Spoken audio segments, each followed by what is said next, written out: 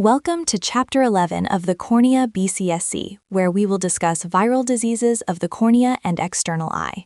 In this chapter, we will review the major DNA viruses that affect the ocular surface, including herpes simplex virus, varicella-zoster virus, adenovirus, Epstein-Barr virus, cytomegalovirus, pox viruses, and papillomaviruses, and distinguish their characteristic presentations.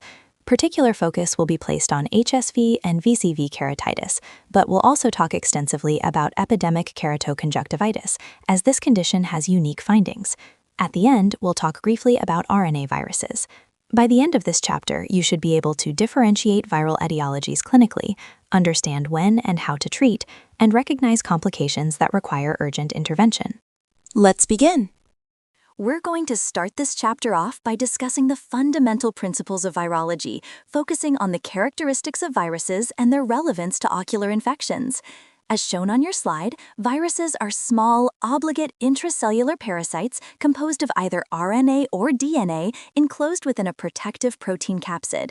Some viruses possess an outer lipid envelope, making them enveloped viruses, while others lack this feature and are termed non-enveloped viruses. The envelope contains glycoproteins or spike projections, which are crucial for viral attachment and entry into host cells. The accompanying image provides a structural overview of a typical virus, highlighting its genomic material, protein capsid, spike proteins, and lipid envelope. Importantly, the lipid envelope makes these viruses more susceptible to UV light, detergents, alcohols, and antiseptics, explaining why enveloped viruses are generally more vulnerable to environmental damage compared to their non-enveloped counterparts. Enveloped and non-enveloped viruses differ significantly in their structure and environmental stability, and these differences directly influence their modes of transmission and susceptibility to disinfectants. Enveloped viruses such as HSV, HIV, and SARS-CoV-2 contain a fragile lipid bilayer surrounding the capsid. This envelope makes them susceptible to damage from UV light, heat, drying, detergents, and alcohol. As a result, they tend to be short-lived outside the host and are less likely to be transmitted via fomites. In contrast, non-enveloped viruses, such as adenoviruses, lack this lipid membrane and instead rely solely on their protein capsid for protection. This makes them much more resistant to environmental insult, enabling them to survive for weeks on surfaces and greatly increasing the likelihood of fomite-based transmission.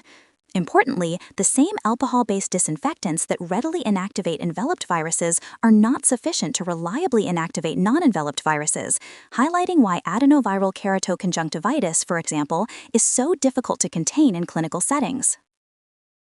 Let's begin our discussion of DNA viruses by focusing on the Herpes viridae family, which is among the most clinically significant groups in ocular disease. These viruses share a common structural blueprint. They contain a linear double-stranded DNA genome housed within an icosahedral protein capsid, all wrapped in a lipid envelope studded with viral glycoproteins. There are 8 known human herpes viruses, and several hold major ocular relevance, including HSV1, HSV2, VZV, EBV, CMV, and KSHV. A key hallmark of all herpes viruses is their ability to establish latency within the host, with the specific site varying by virus. HSV1, HSV2, and VZV remain latent in sensory ganglia such as the trigeminal ganglion, while EBV persists in B lymphocytes. From an epidemiologic standpoint, HSV infection is extremely common, affecting roughly 1/3 of the world's population, and although primary exposure traditionally occurred early in life, it is now increasingly delayed in many regions. This background lays the foundation for understanding the recurrent and often vision-threatening ocular manifestations we'll discuss in the coming slides. Primary ocular HSV infection typically presents unilaterally and is important to recognize early. Patients often develop blepharoconjunctivitis with inflammation of both the eyelids and conjunctiva, along with follicular conjunctivitis and palpable pre-auricular lymphadenopathy, which reflects viral involvement of the lymphatic drainage system. Skin and eyelid vesicles are common and may rupture to form marginal ulcers, providing valuable diagnostic clues. Epithelial keratitis may occur during primary infection, although stromal keratitis and uveitis are uncommon at this stage, which helps distinguish primary from recurrent disease. The images on the slide illustrate these key features. The left image shows classic periocular HSV skin vesicles, the middle image displays eyelid margin ulcers that develop after vesicular rupture, and the right image highlights dendritic epithelial lesions on the cornea revealed by fluorescein staining. Primary ocular HSV infection has characteristic patterns of presentation and behavior. HSV-1 typically affects regions above the waist, such as the orofacial area and the eye, while HSV-2 is more often associated with genital involvement. However, either viral type can infect either location.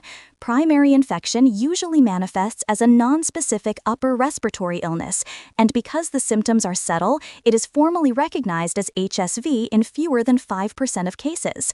Today, primary HSV infection is more frequently seen in adolescence than in childhood.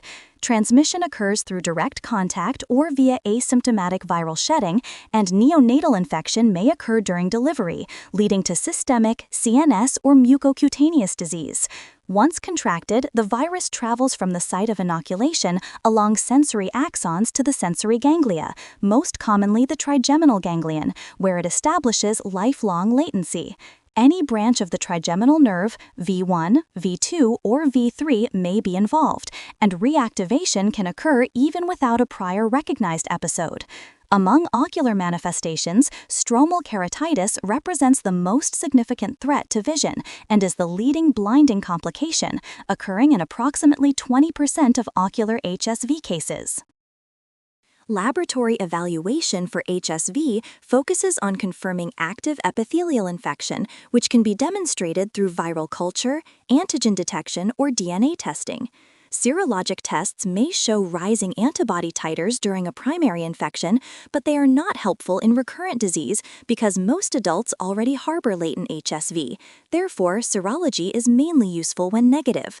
Testing is generally reserved for complicated or uncertain cases or when neonatal herpes infection is suspected. Management of primary ocular HSV is generally supportive, as the disease is usually self-limited. However, oral antiviral therapy is recommended because it accelerates the resolution of clinical signs and symptoms. Specific antiviral options are reviewed in the following slide. Antiviral therapy for HSV ocular disease includes several topical and systemic agents, each targeting viral DNA replication. Ganciclovir ophthalmic gel incorporates into viral DNA to block synthesis and is applied 5 times daily until the epithelial defect heals, then 3 times daily for an additional week. Penciclovir, available as a 1% dermatologic cream, inhibits viral DNA polymerase and is typically used 8 times per day for 4 days, primarily for skin involvement. Trifluridine, a pyrimidine analog that interferes with DNA synthesis, is dosed 8 to 9 times daily until healing, then 4 times daily for 1 week. The darabine ointment, a purine analog that inhibits DNA polymerase, can be applied 5 times daily for 10 days. Acyclovir, which requires activation by viral thymidine kinase, is available as topical ointment for ocular involvement or as oral formulations taken 5 times daily for 7 to 10 days, especially in more extensive disease. Famciclovir, a prodrug of penciclovir, and valacyclovir provides effective systemic options with more convenient dosing schedules. Valganciclovir, the oral prodrug of ganciclovir, is generally reserved for more severe infections and involves higher induction doses followed by maintenance therapy. Choice of antiviral depends on disease severity, anatomic involvement, and patient tolerance, with systemic therapy preferred for deeper or recurrent disease. Recurrent ocular HSV infection can affect nearly any ocular tissue, including the eyelid, conjunctiva, cornea, iris, uveal tract, trabecular meshwork, retina, or optic nerve, and it is typically unilateral, with only about 3% of patients developing bilateral disease. When HSV recurs bilaterally, it raises concern for underlying immune dysfunction such as atopic dermatitis. Recurrence occurs due to reactivation of latent virus residing in sensory ganglia. Once reactivated, the virus travels down sensory axons and reinfects peripheral ocular tissues. Although HSV DNA has been detected in corneal tissue, the idea of true corneal latency remains controversial. Potential triggers for recurrence include stress, systemic illness, UV exposure, menstrual cycle changes, and contact lens wear, though the herpetic eye disease study, HEDS, did not confirm these associations. Recurrences tend to occur more frequently in HIV-positive patients, but their clinical severity is generally similar to that seen in immunocompetent individuals. Epithelial HSV keratitis is one of the most common manifestations of recurrent ocular herpes simplex infection. Patients typically report a foreign body sensation, photophobia, redness, and blurred vision. The disease often begins as punctate epithelial keratitis, which can coalesce into the classic dendritic epithelial ulcers featuring terminal bulbs. These lesions exhibit characteristic staining patterns. The edges of the ulcer stain with rose bengal or lissamine green, while the ulcer bed stains with fluorescein. If untreated, or especially if improperly treated with topical corticosteroids, these dendritic lesions can enlarge into broad, amoeboid geographic ulcers. The accompanying images illustrate the typical appearance of dendritic ulceration under fluorescein staining, rose bengal staining, and examples of herpetic geographic epithelial keratitis. In epithelial HSV keratitis, several associated findings help support the diagnosis. Patients may exhibit ciliary flush and mild conjunctival injection, reflecting anterior segment irritation. Mild stromal edema and subepithelial inflammatory infiltration can also develop as part of the inflammatory response.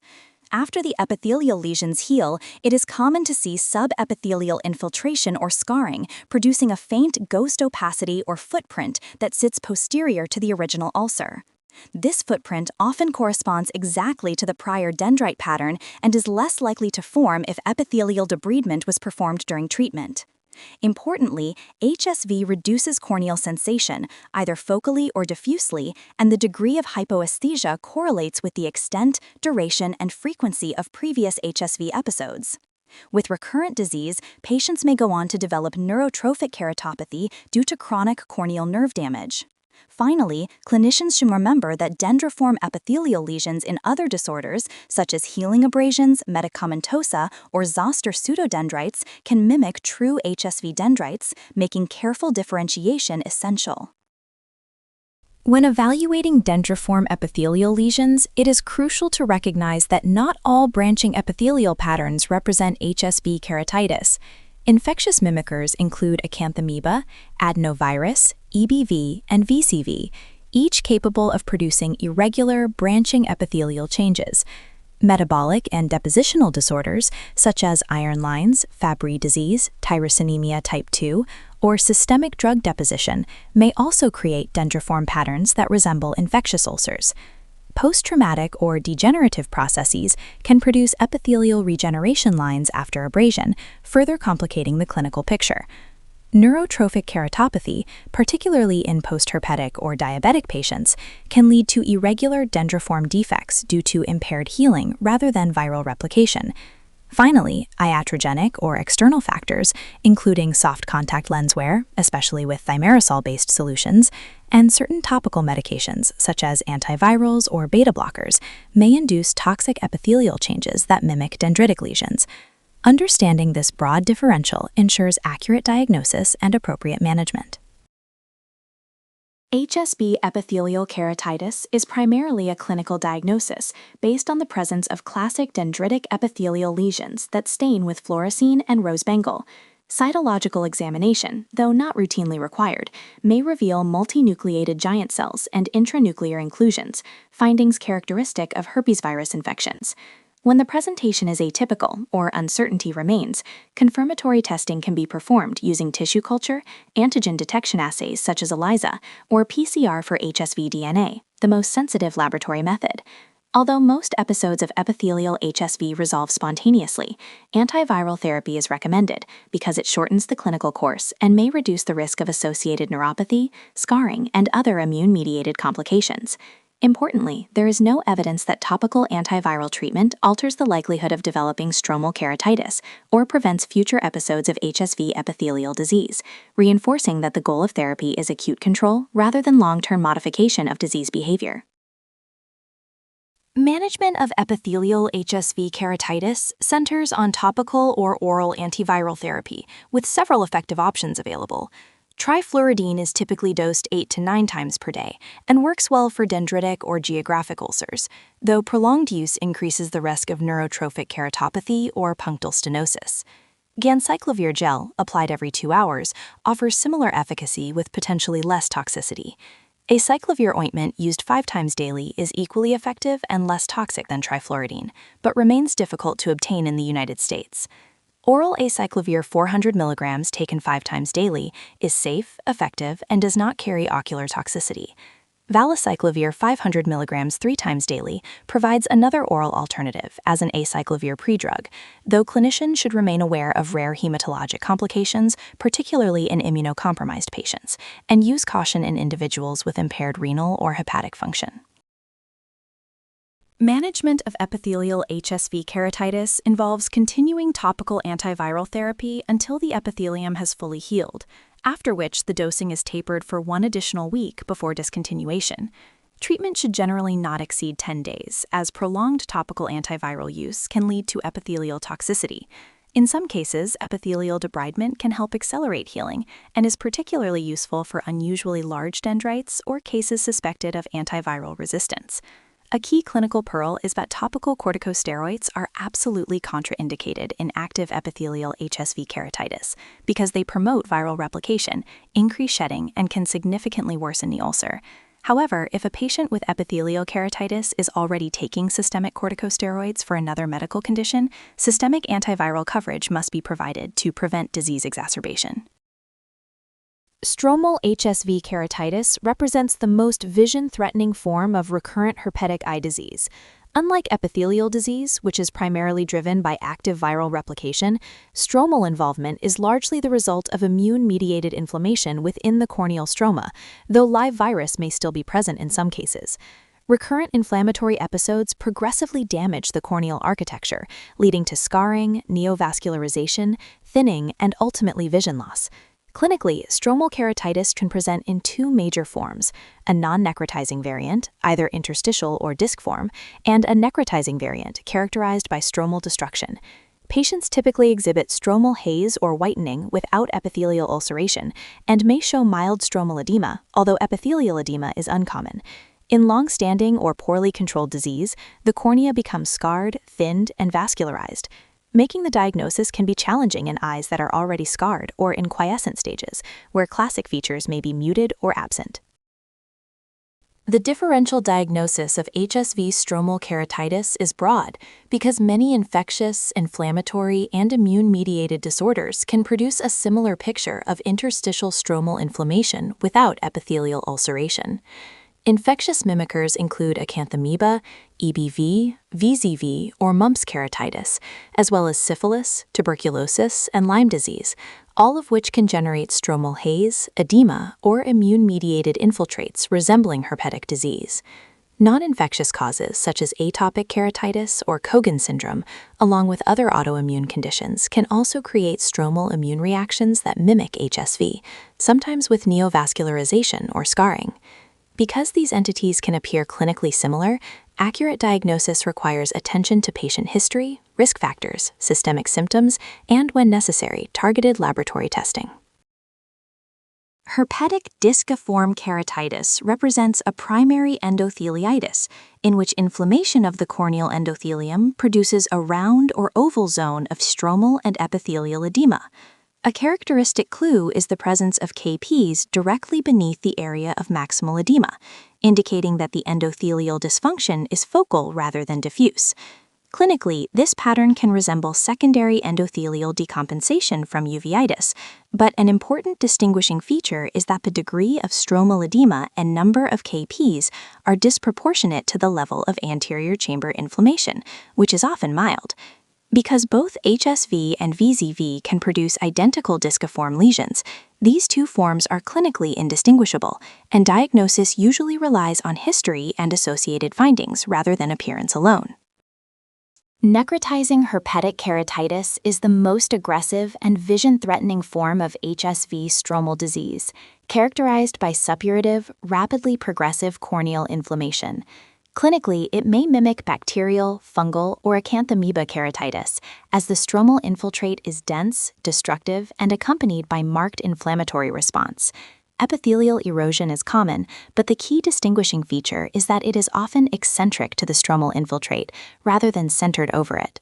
Another diagnostic clue is that ulcer edges do not stain with rose bengal, helping separate it from active epithelial HSV keratitis.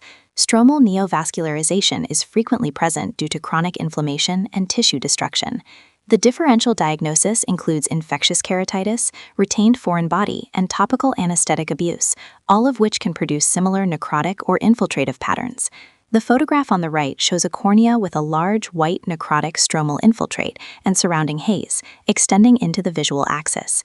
There is associated stromal vascularization and an irregular overlying epithelial defect, classic for necrotizing HSV keratitis. The management of HSV stromal keratitis is guided largely by the findings of the landmark herpetic eye disease study, HEADS, which demonstrated that topical corticosteroids used alongside prophylactic oral antivirals significantly reduce stromal inflammation and shorten the course of disease. Because steroids alone risk worsening viral replication, they must always be paired with antiviral coverage. HEADS also confirmed that long-term oral acyclovir therapy decreases the risk of recurrent episodes and helps preserve vision by preventing cumulative stromal damage. For patients who experience recurrent or sight-threatening stromal keratitis, the evidence supports lifelong antiviral prophylaxis, as repeated inflammatory episodes lead to scarring, thinning, and permanent vision loss. The herpetic eye disease study investigated several key questions about the management and prevention of HSV ocular disease. It found that oral acyclovir prophylaxis reduces HSV recurrences by roughly 50%, supporting the use of long-term antiviral suppression in patients with recurrent stromal keratitis. The study confirmed that topical corticosteroids significantly decrease inflammation and shorten the duration of stromal keratitis, though the optimal tapering regimen remains undefined. HEADS did not show additional benefit from adding oral acyclovir to topical therapy for non-necrotizing stromal keratitis, and there were too few necrotizing cases to determine effectiveness in that subgroup. A non-significant trend suggested oral acyclovir may help in HSV anterior uveitis. The study also showed no preventive value of oral acyclovir in patients with epithelial keratitis alone, and prior stromal keratitis remained the strongest predictor of future episodes. Finally, HEADS did not confirm any specific triggers, including stress, infection, or light exposure, despite their frequent attribution in clinical settings. The HEADS-based treatment protocol for HSV stromal or interstitial keratitis begins with intensive topical prednisolone applied every 2 hours, combined with a single prophylactic antiviral, either topical trifluridine 4 times daily, oral acyclovir 400 mg twice daily, or valacyclovir 500 mg once daily. As the inflammation begins to improve, the prednisolone is tapered every 1 to 2 weeks to the lowest effective dose, while antiviral prophylaxis is continued throughout the steroid course to prevent epithelial HSV reactivation. The antiviral is discontinued only once steroid therapy has been stopped or reduced to fewer than 1 drop per day. Topical antivirals have poor penetration through intact corneal epithelium, whereas oral acyclovir reaches the anterior chamber, which may make it more effective in deeper stromal or disciform keratitis. The HEADS study showed no added benefit from combining oral acyclovir with trifluridine and prednisolone for stromal keratitis, although disciform keratitis was not analyzed separately. In clinical practice, some clinicians substitute oral acyclovir for topical trifluridine when treating disciform keratitis, given its better anterior chamber penetration and lower epithelial toxicity. Necrotizing stromal keratitis represents the least common but most destructive form of herpetic keratitis. It is usually a diagnosis of exclusion, made only after fungal and bacterial causes of suppurative keratitis have been thoroughly ruled out.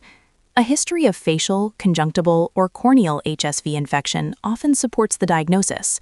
In managing this condition, topical antivirals are deliberately avoided because they add epithelial toxicity and can complicate interpretation of the clinical picture. Instead, oral acyclovir serves as the preferred antiviral therapy. The inflammatory process is typically highly responsive to topical corticosteroids, and in many cases, twice-daily dosing is sufficient to control stromal inflammation and halt tissue destruction. HSV iridocyclitis most often occurs in patients with a history or clinical evidence of prior HSV ocular disease. The condition may present as either granulomatous or non-granulomatous inflammation and can appear with or without concurrent stromal keratitis. Clinically, patients frequently exhibit elevated intraocular pressure due to trabeculitis, pigment dispersion, or iris atrophy. Patchy sectoral iris atrophy is a hallmark finding and often produces distinct transillumination defects. In some cases, viral antigen can even be isolated from the anterior chamber, particularly when ocular hypertension is present. Diagnosis is supported by its characteristic unilateral presentation, elevated IOP, and focal iris atrophy, with or without associated pigment dispersion. Herpetic eye disease has the potential to affect all layers of the cornea, and one important complication is epitheliopathy, which is most commonly associated with prolonged topical antiviral use. The severity and duration of this epithelial toxicity tend to correlate directly with the length of treatment. Clinically, topical antiviral toxicity manifests as diffuse punctate corneal epithelial erosions, accompanied by conjunctival injection, reflecting direct epithelial injury rather than active viral replication. Over time, repeated episodes of infection and inflammation, as well as frequent or chronic exposure to topical antiviral medications, may lead to limbal stem cell deficiency. This results from cumulative damage to the limbal epithelial niche, further impairing corneal epithelial maintenance and healing, and contributing to persistent surface disease. The picture on the bottom right depicts typical PEs that can be seen in this condition. Neurotrophic keratopathy is an important complication of herpetic eye disease and occurs as a result of reduced corneal sensation, most often following prior HSD infection and repeated damage to the trigeminal sensory innervation of the cornea. Clinically, patients develop punctate epithelial erosions that may demonstrate a characteristic vortex or whorl-like fluorescein staining pattern, reflecting impaired epithelial migration and healing. As the condition progresses, neurotrophic ulcers may form, typically appearing as round or oval defects located in the central or inferior cornea, with gray, elevated, rolled-over edges that indicate poor epithelial regeneration rather than active infection. Unlike HSV epithelial keratitis, these lesions lack rose-bengal staining, a key distinguishing feature, and they may actually worsen with continued use of topical trifluridine due to epithelial toxicity.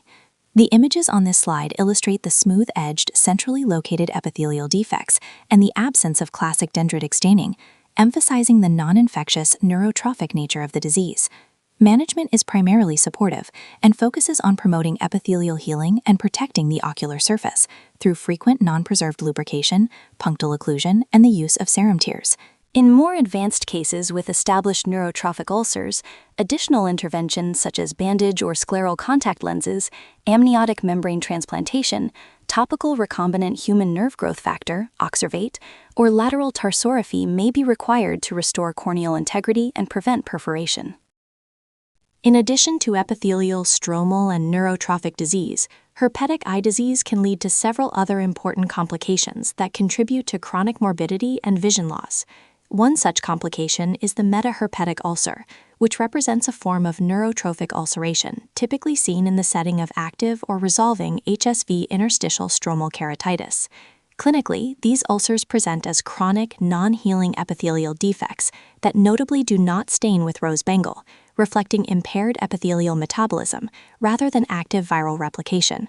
Another significant complication is persistent bullous keratopathy, which develops as a consequence of severe or long-standing disc-form keratitis, resulting in progressive endothelial cell loss. This leads to chronic corneal edema, epithelial bullae, ocular pain, and reduced vision, and in advanced cases may necessitate endothelial keratoplasty or full-thickness corneal transplantation. Corneal scarring is also a common sequela of recurrent stromal inflammation, producing permanent stromal opacity and irregular astigmatism that can substantially degrade visual quality. While vision may improve with rigid gas-permeable contact lenses in some patients, deeper stromal vascularization, particularly following necrotizing keratitis, can promote secondary lipid keratopathy.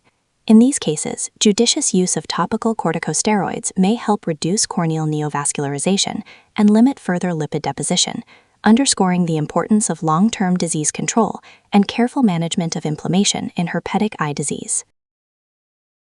Surgical intervention for herpetic eye disease is reserved for advanced cases in which medical therapy is insufficient to restore or preserve vision. PKP or DALK is considered in patients with severe stromal scarring that cannot be corrected with spectacles or contact lenses, as well as in cases of impending or frank corneal perforation resulting from necrotizing or neurotrophic ulcers. The goal of surgery in these settings is tectonic stability and visual rehabilitation rather than eradication of viral disease.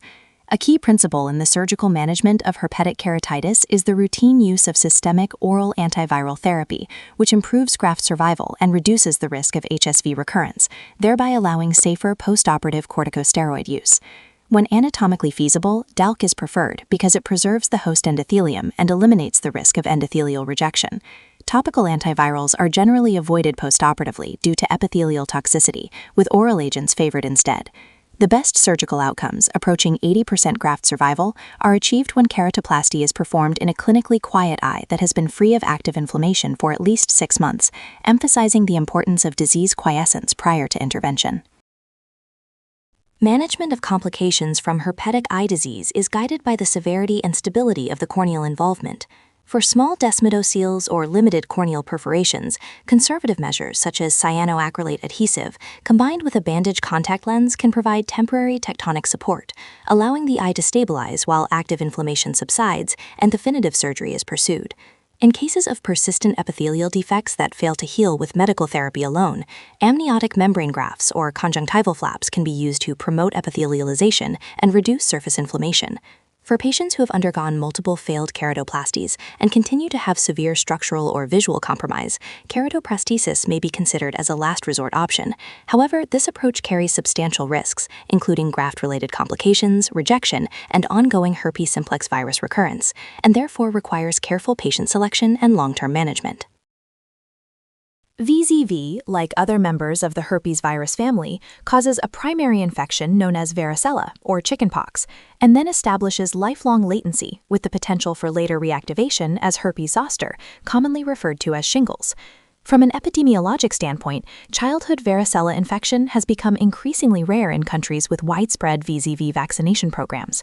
When it does occur, primary infection is typically a self-limited illness with relatively few long-term complications.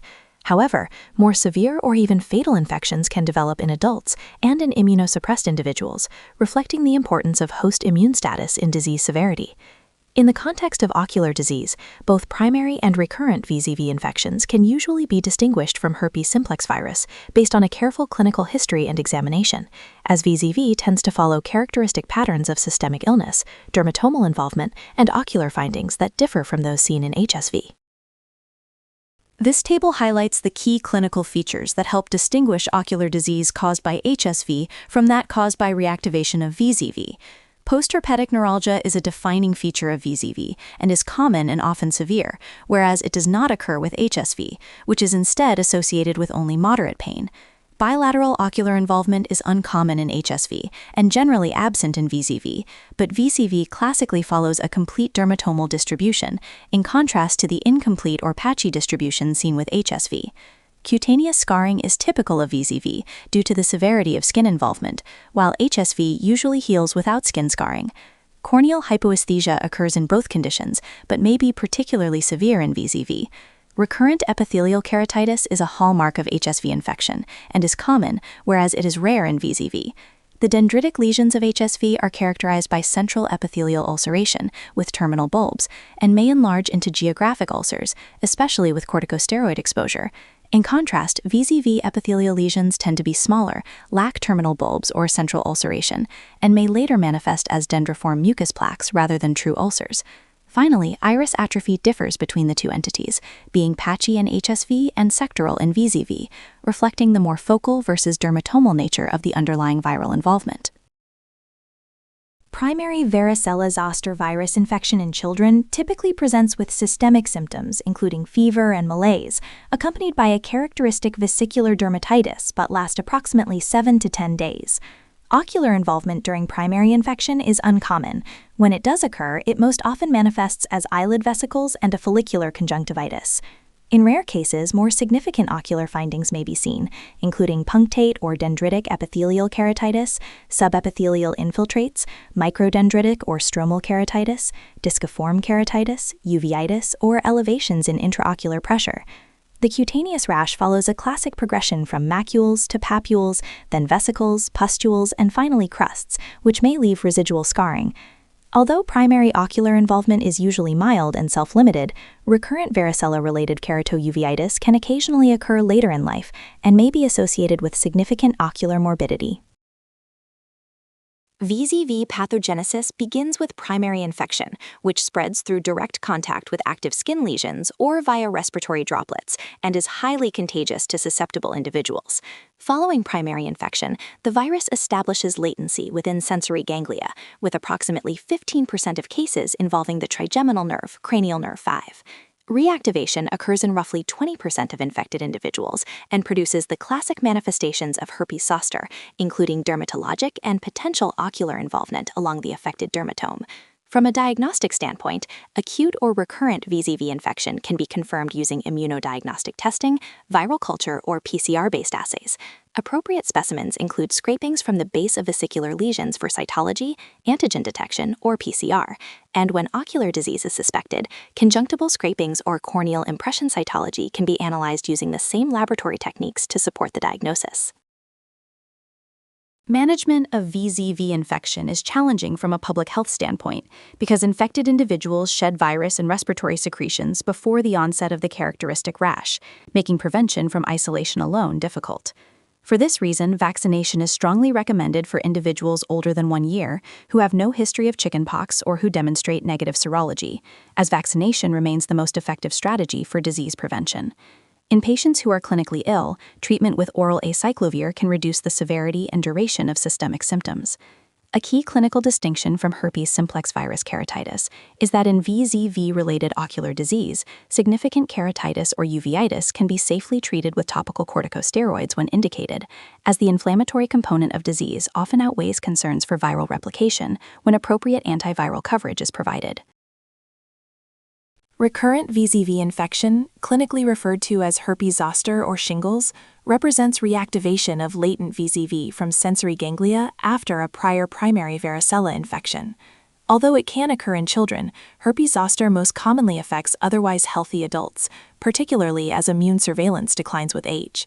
Predisposing factors include older age, most notably in the 6th through 9th decades of life, as well as conditions or treatments that impair cell-mediated immunity, such as immunosuppressive therapy, systemic malignancy, debilitating chronic disease, HIV infection, and physiological stressors, including major surgery, trauma, or radiation therapy. Clinically, the disease reflects viral reactivation along a sensory nerve distribution, which explains the characteristic dermatomal pattern seen in herpes-zoster and underlies the increased risk of ocular involvement when the trigeminal nerve is affected. Zoster dermatitis is a painful cutaneous manifestation of VZV reactivation and is characteristically accompanied by dysesthesia. The pain may be mild or severe and debilitating, and while it often improves as the skin lesions resolve, postherpetic neuralgia can persist for months to years after the acute eruption. The associated rash classically progresses in stages from maculopapular lesions to vesicles and then pustules, followed by slow healing that may result in permanent scarring.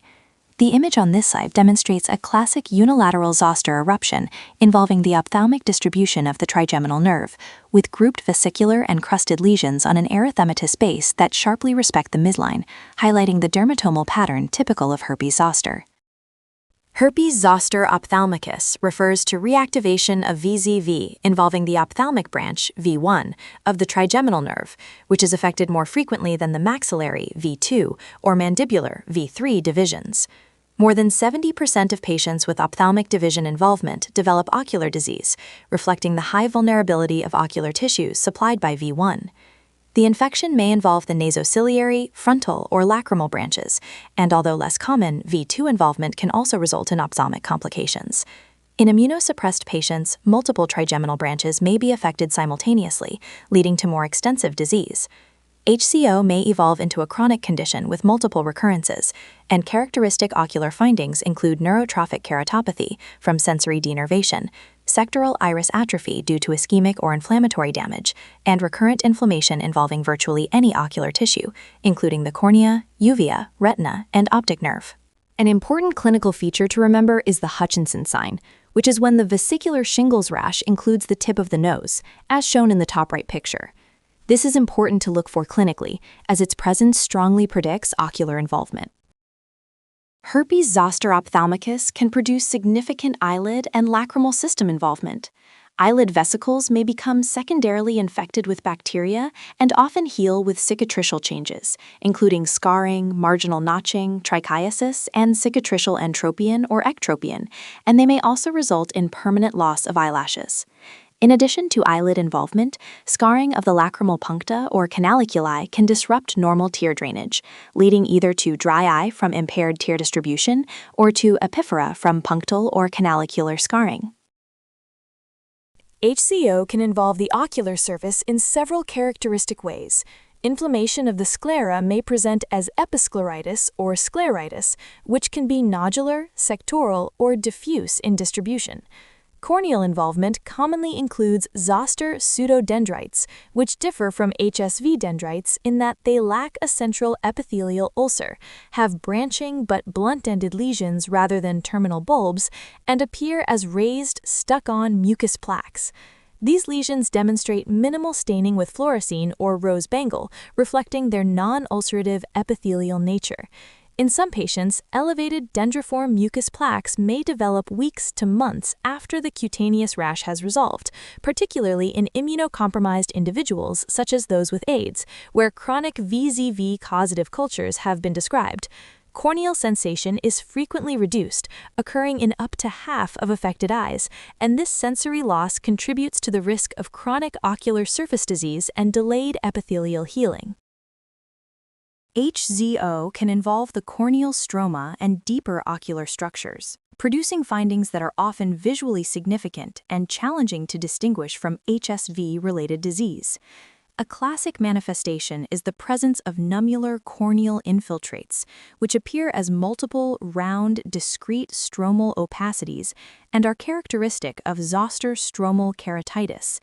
This appearance is illustrated in the upper image, where scattered, coin-shaped infiltrates are seen within the corneal stroma. Interstitial keratitis, disc-form keratitis, and uveitis associated with elevated intraocular pressure may also occur, and clinically these presentations are often indistinguishable from HSV infection based on examination alone. With chronic stromal inflammation, progressive structural changes may develop, including stromal neovascularization, lipid keratopathy, and increasing corneal opacity. The lower image demonstrates lipid keratopathy, with dense, whitish lipid deposition within the cornea adjacent to areas of prior neovascularization, reflecting chronic vascular leakage and inflammation. In addition, neurotrophic keratopathy may be particularly severe in HZO, resulting from profound corneal sensory loss, and this complication is frequently difficult to manage due to impaired epithelial healing and increased risk of persistent defects. In HZO, posterior segment and orbital involvement represent less common but potentially vision and life-threatening complications, which is why a dilated fundus examination is recommended for all patients to exclude posterior disease. Posterior segment manifestations include focal choroiditis, occlusive retinal vasculitis, retinal detachment, and rarely acute retinal necrosis, each of which may present with decreased vision, scotomas, or retinal ischemia. Cranial nerve palsies occur in up to 1/3 of HZO cases, most commonly affecting the oculomotor nerve, cranial nerve 3, and may arise from inflammation involving the orbit or cavernous sinus. When an occlusive arteritis extends to the orbit or central nervous system, patients may develop ptosis, orbital edema, proptosis, papilledema, or retrobulbar optic neuritis, reflecting deeper neuro-ophthalmic involvement.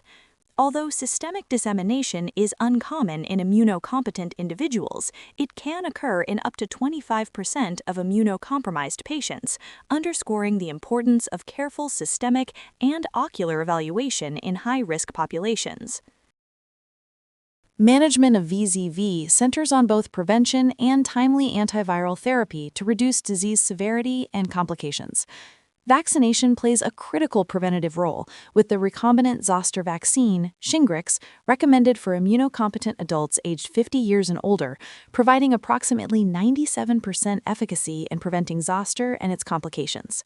For active infection, early initiation of oral antiviral therapy, ideally within 72 hours of rash onset, is key, as it reduces viral shedding, limits systemic dissemination, decreases ocular complications, and lessens the severity and duration of symptoms, including the risk of postherpetic neuralgia.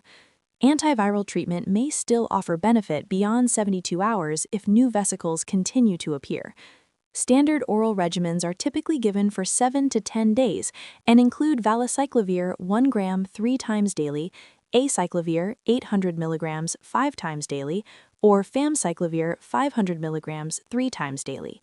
In immunosuppressed patients or those at risk for disseminated zoster, intravenous acyclovir at 10 milligrams per kilogram every 8 hours is indicated to achieve adequate systemic control and prevent severe or life-threatening complications.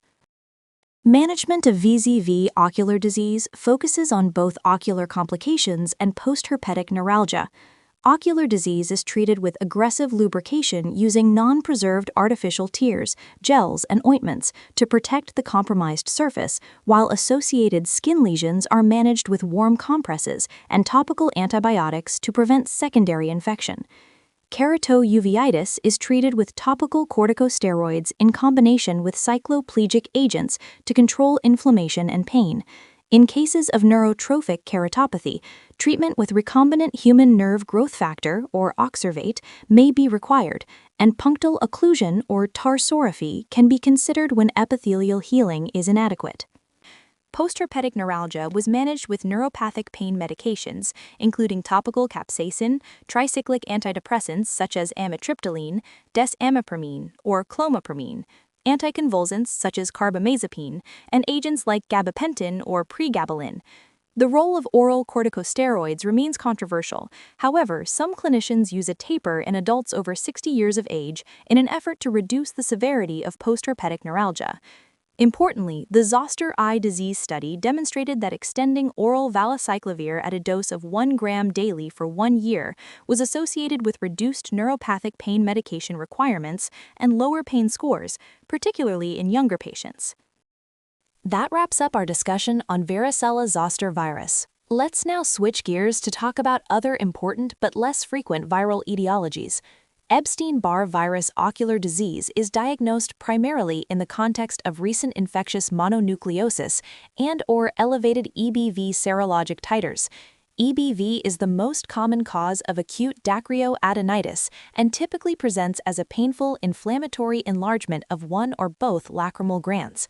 Associated ocular findings may include acute follicular conjunctivitis, paranod oculoglandular syndrome, and the presence of bulbar conjunctival nodules.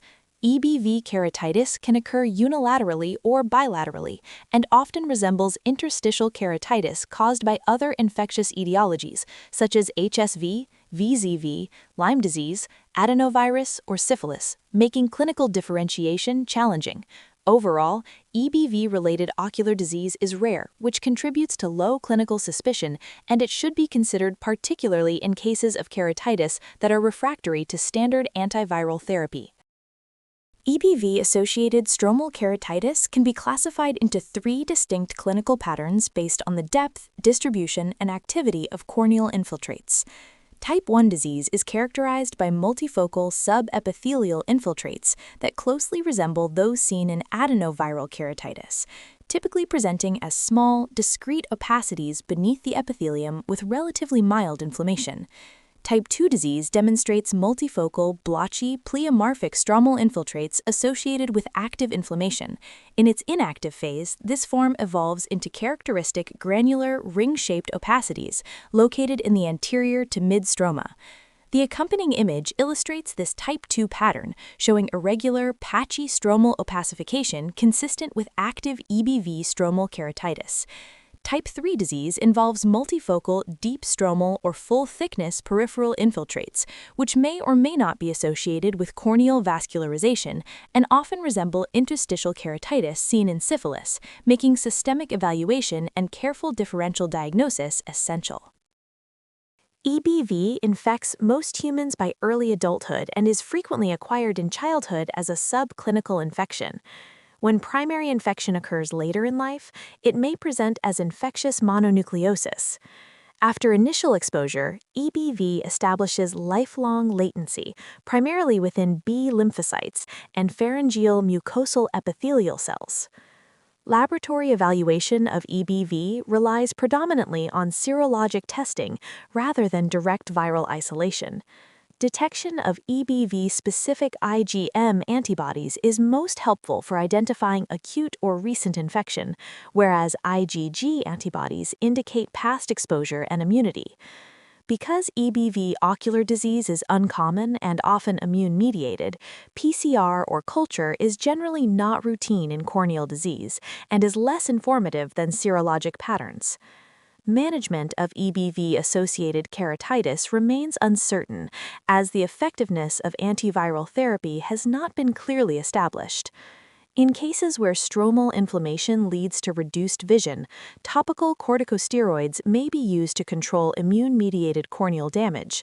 However, corticosteroids should be administered cautiously and ideally with prophylactic antiviral coverage when there is concern for concurrent or misdiagnosed HSV infection, given the overlap in clinical appearance and the risk of HSV reactivation. CMV infects the vast majority of humans, with seroprevalence exceeding 90% by age 80, and while it is classically associated with sectoral necrotizing retinitis in patients with AIDS or severe immunosuppression, it is now increasingly recognized as an important cause of anterior segment disease. In particular, CMV is a significant and often underdiagnosed cause of anterior uveitis and corneal endotheliitis in immunocompetent individuals. Clinically, CMV anterior uveitis may present as either acute or chronic inflammation of the anterior chamber and is frequently associated with moderate to severe elevations in intraocular pressure that can be variably responsive to corticosteroids. Because of this presentation, it is commonly misdiagnosed as HSV endotheliitis, trabeculitis, Posner-Schlossman syndrome, or even endothelial graft rejection, and the correct diagnosis often depends on treatment response and confirmatory laboratory testing. CMV endotheliitis is characterized by KPs, progressive endothelial cell loss, and diffuse or localized corneal edema. The accompanying image illustrates this classic finding, showing clusters of KPs adherent to the corneal endothelium, highlighted by arrows, which are highly suggestive of CMV-related endothelial inflammation. CMV should be strongly suspected in cases of presumed graft rejection that fail to improve with corticosteroid therapy alone. Although uncommon, there are also rare reports of epithelial or stromal CMV keratitis, most often identified in the postoperative setting following keratoplasty, further underscoring the need to consider CMV in atypical or steroid-resistant anterior segment inflammation. CMV's pathogenesis involves transmission through saliva, breast milk, or sexual contact, after which the virus establishes latency within the bone marrow. Periodic reactivation can occur later in life, allowing viral shedding and, in some cases, ocular involvement.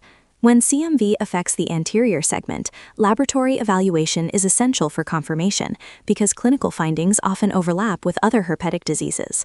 Diagnosis typically relies on PCR testing of aqueous humor, obtained via anterior chamber tap during active inflammation, which directly detects CMV DNA.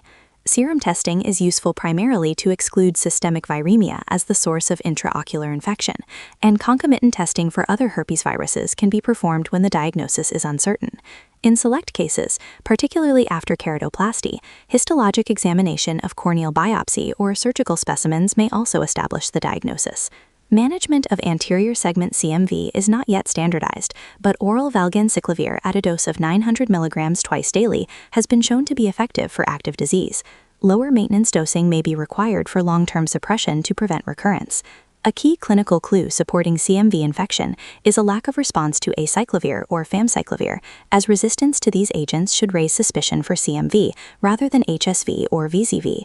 In refractory or severe cases, treatment may be augmented with ganciclovir implants or topical ganciclovir in addition to systemic therapy, particularly to control ongoing endothelial damage and intraocular inflammation. Next, adenoviruses are members of the Adenoviridae family and are non-enveloped double-stranded DNA viruses. They are capable of causing a wide range of clinical diseases, including ocular surface infections, upper respiratory tract infections, meningoencephalitis, acute hemorrhagic cystitis, particularly in young boys, diarrheal illness in children, and severe respiratory or hepatic failure in immunocompromised patients. There are at least 49 known adenovirus serotypes, which are classified into 6 subgroups, A through F, based on genetic sequencing. Each subgroup, and to some extent each individual serotype, demonstrates unique tissue tropism, accounting for the distinct clinical syndromes associated with adenoviral infection. Adenovirus infection is transmitted through ocular or respiratory secretions, contaminated fomites, and exposure to swimming pools, with spread occurring most commonly in close-quarter environments, such as schools, nursing homes, military housing, and summer camps. In clinical settings, transmission can also occur via contaminated instruments or shared eye drops, which is why intraocular pressure measurements should be performed using disposable covers. Patients remain infectious for as long as they exhibit active tearing and conjunctival injection, underscoring the importance of strict infection control measures. A critical point in prevention is tonometer tip disinfection. Alcohol preparation pads are ineffective against adenovirus and do not eradicate the virus. Proper disinfection requires soaking the tonometer tip in a dilute bleach solution, 1 part household bleach, 5.25 to 6.15% sodium hypochlorite, to 9 parts water for at least 10 minutes of contact time. After disinfection, all residual bleach must be thoroughly removed to prevent corneal toxicity. Adenoviral eye disease classically presents in 3 well-recognized clinical syndromes: simple follicular conjunctivitis, pharyngeoconjunctivitis fever, and epidemic keratoconjunctivitis, EKC, the latter of which is associated with the most severe ocular findings. Simple adenoviral follicular conjunctivitis, caused by multiple serotypes, is typically self-limited and not associated with systemic illness. Symptoms are often mild enough that patients do not seek medical care, and when epithelial keratitis occurs, it is usually mild and transient. Pharyngeoconjunctivitis fever, most commonly associated with serotypes 3 or 7, is characterized by fever, headache, pharyngitis, follicular conjunctivitis, and preauricular lymphadenopathy, with systemic symptoms that may mimic influenza. Any associated epithelial keratitis is generally mild. Epidemic keratoconjunctivitis, caused by serotypes 8, 19, and 37 from subgroup D, represents the most severe and clinically significant form of adenoviral eye disease and is associated with the most pronounced ocular surface findings, often leading to significant patient discomfort and prolonged visual morbidity. It typically presents as a bilateral, though often asymmetric syndrome with significant corneal involvement, frequently preceded by an upper respiratory infection.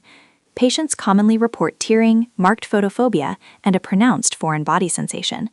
Early in the course, EKC manifests as severe follicular conjunctivitis, accompanied by punctate epithelial keratitis.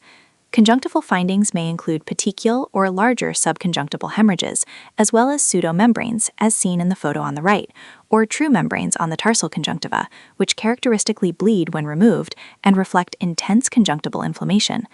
Prominent preauricular lymphadenopathy is a common associated feature and supports the diagnosis of adenoviral infection. The accompanying clinical photograph illustrates dense conjunctival injection with adherent conjunctival membranes on the tarsal surface, a hallmark of EKC that correlates with the severity of inflammation and helps distinguish it from milder adenoviral conjunctivitis. EKC can present with prominent corneal involvement that evolves over time and can lead to prolonged visual morbidity. Early in the disease course, large central geographic epithelial erosions may develop and can persist for several days despite supportive treatment, contributing to significant discomfort and photophobia. Approximately 7 to 14 days after symptom onset, multifocal moderate-sized subepithelial and anterior stromal infiltrates typically appear, reflecting an immune-mediated response rather than active viral replication. These infiltrates are a major cause of ongoing photophobia and blurred vision, which may persist for months to years after the acute conjunctivitis has resolved. Long-term complications of EKC include subepithelial scarring, symblepharon formation from severe conjunctivitis inflammation, and dry eye resulting from involvement of the lacrimal gland or lacrimal drainage system. The accompanying images illustrate these classic corneal findings. Image A demonstrates multiple subepithelial infiltrates highlighted on a broad slit lamp beam, while Image B shows the same infiltrates accentuated with a narrower slit beam, emphasizing their location beneath the epithelium and their contribution to visual disturbance in the chronic phase of EKC. This schematic illustrates the natural progression of corneal pathology in EKC, demonstrating the characteristic evolution of epithelial and stromal changes over time. In stage 0, there is minimal corneal involvement, with poor staining and only minute punctate epithelial opacities that may be difficult to appreciate clinically. Stage 1 is marked by fine PEKs, representing early epithelial involvement. As the disease progresses to stage 2, both fine and coarse PEK become evident and stain brightly with rose bangle, reflecting more extensive epithelial damage. In stage 3, the epithelial findings begin to diminish, while coarse granular infiltrates appear deeper in the epithelium, with early subepithelial infiltrate formation, signaling a transition from active viral epithelial disease to an immune-mediated response. Stage 4 is characterized by classic subepithelial infiltrates without associated PEK, which are a hallmark of the later phase of EKC and are responsible for persistent photophobia and visual blur. Finally, in stage 5, residual punctate epithelial granularity may be seen adjacent to or distinct from the established subepithelial infiltrates, representing the chronic or resolving phase of the disease.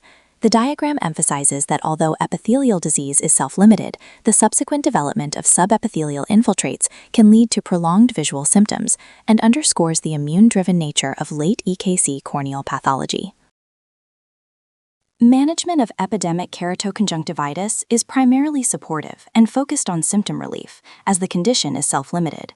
Cool compresses and frequent use of artificial tears are the mainstay of therapy to alleviate discomfort, redness, and tearing. Antibiotic-steroid combination drops should be reserved for specific situations, such as when mucopurulent discharge raises concern for bacterial superinfection or when the viral etiology is uncertain. In cases of acute disease with conjunctival pseudomembranes, some clinicians advocate careful peeling of these membranes to reduce inflammation and prevent scarring. Topical corticosteroids play a limited but important role. They can significantly reduce photophobia and improve vision impaired by subepithelial infiltrates, but their use may prolong viral shedding and therefore should be reserved for severe symptoms or significant findings, such as conjunctival membranes or visually significant subepithelial infiltrates. Non-steroidal anti-inflammatory drugs do not treat infiltrates directly, but may help reduce recurrence following steroid taper. In patients who cannot be adequately managed with corticosteroids, topical cyclosporin 1% or other immunomodulatory agents may be considered. Emerging combination therapies, such as povidone iodine 1% with dexamethasone 0.1% administered 4 times daily, have been shown to expedite recovery in some cases of EKC. The next slide will show a video of pseudomembrane peeling in a patient with EKC.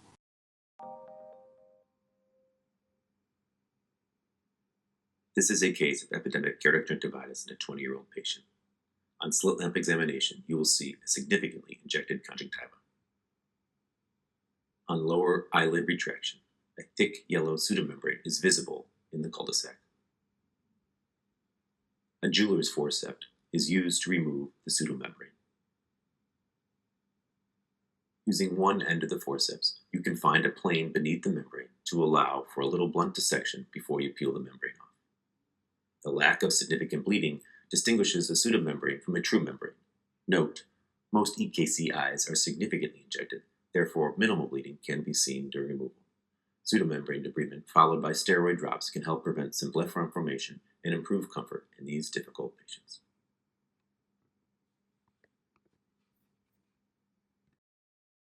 Next, poxviruses are a large family of enveloped, double-stranded DNA viruses with key members relevant to ophthalmology, including molluscum contagiosum, vaccinia, cowpox, and variola, smallpox. Among these, molluscum contagiosum is the most commonly encountered in clinical practice. It characteristically presents as smooth, dome-shaped papules with a central umbilicated core, most often involving the eyelid skin. Ocular involvement is typically indirect and results from viral shedding into the tear film, producing a chronic follicular conjunctivitis that may persist until the skin lesions are treated. Patients may also demonstrate punctate epithelial erosions on the cornea, and less commonly a mild corneal pannus, reflecting chronic surface inflammation. The images on this slide illustrate classic findings.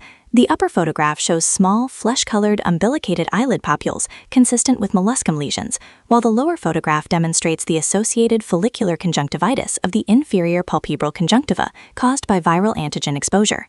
Extensive facial or eyelid involvement may be seen in immunocompromised patients, particularly those with poorly controlled AIDS, and transmission can occur through close contact, including shared cosmetics, which explains cases observed in otherwise healthy children and adolescents.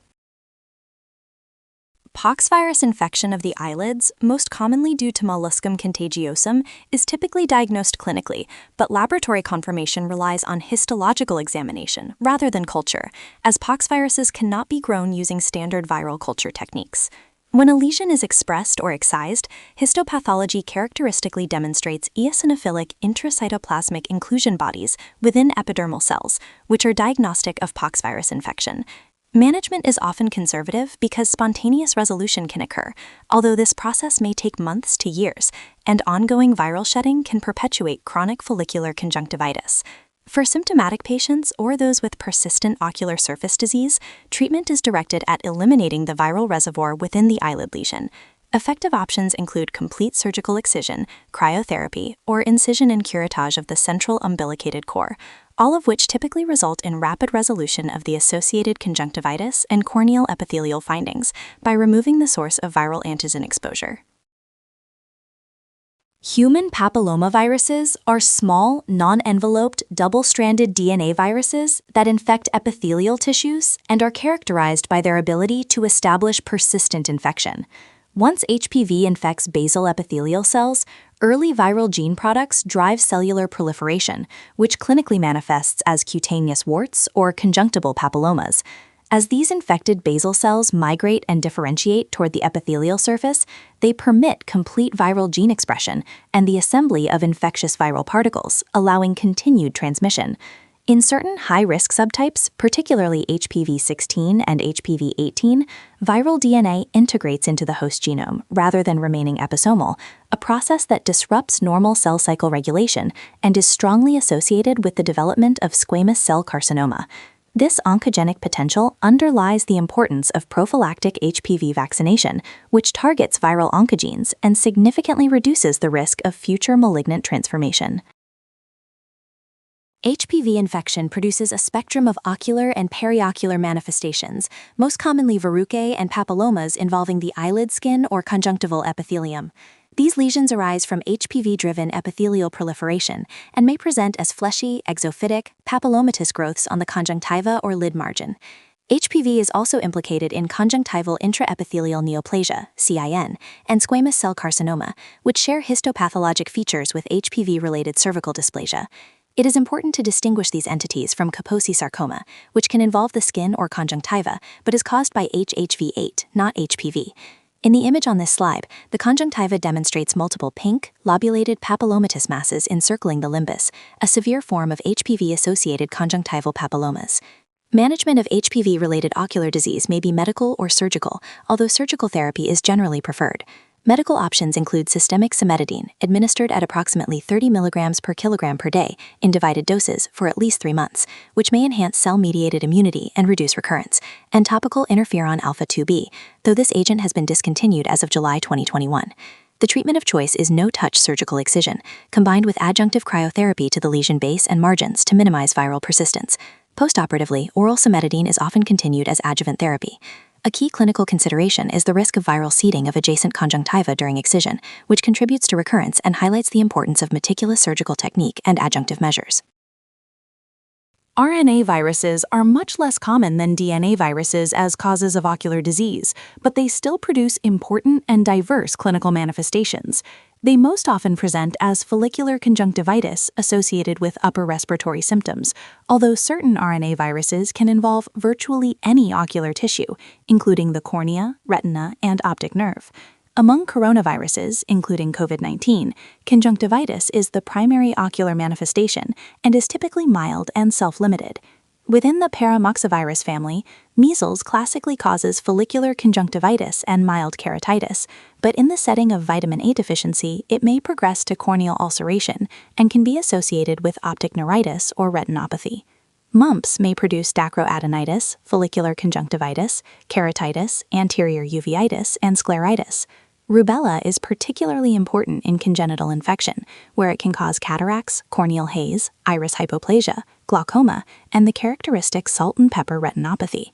Picornaviruses are responsible for acute hemorrhagic conjunctivitis, which presents with rapid onset, marked conjunctival hyperemia, prominent petechial hemorrhages, and a high degree of contagiousness. Retroviruses, most notably HIV, may initially cause an acute conjunctivitis, but more commonly lead to later complications such as keratoconjunctivitis, optic neuritis, and microvasculopathy, often in association with opportunistic infections, including CMV, HSV, and VZV. Finally, rhabdoviruses, specifically rabies virus, are a rare but critical consideration because transmission has been reported through corneal transplantation, emphasizing the importance of donor screening and systemic infectious disease awareness in ophthalmic practice. Thank you for your attention. We covered many of the viruses that cause external ocular disease. Feel free to go back and review parts of the lecture and correlate many of the things we talked about in clinical practice, as well as practice questions that you may come across while studying. We hope this was a helpful overview of viral diseases.